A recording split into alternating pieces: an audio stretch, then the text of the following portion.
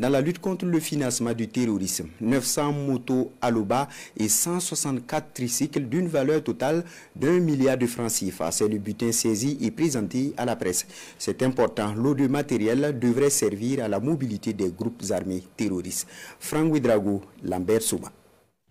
La lutte contre le financement du terrorisme et le blanchiment de capitaux amorce une nouvelle trajectoire au Burkina Faso. Au camp CRS de Wayalguin, le ministre de la Sécurité présente l'importante cargaison de motos de type Apsonic Aloba et de tricycles saisis par les forces de police sur le terrain. En violation des règles en la matière, ces moyens roulants étaient convoyés dans un pays voisin. Nous sommes venus ici aujourd'hui parce qu'il y a eu une saisie de cargaison de 900 motos Apsonic et de 164 tricycles sur la RN1 à destination de Korogo en République de Côte d'Ivoire.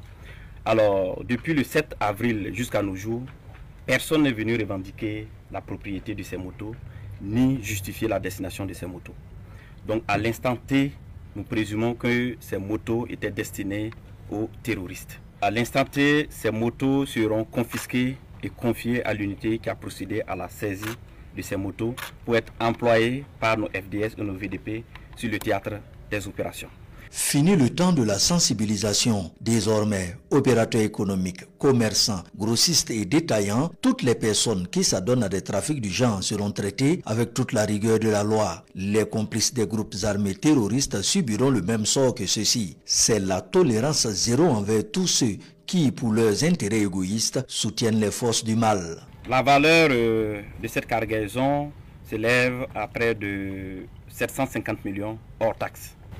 Voilà, ça veut dire que si on ajoute les taxes de douane, etc., ça va aller au plus d'1 milliard. C'est l'occasion pour moi également de lancer cet appel à tous les commerçants, à tous les acteurs économiques, que désormais la guerre contre le financement du terrorisme va prendre une autre ampleur en termes de rigueur, mais en termes également d'action concrète sur le terrain.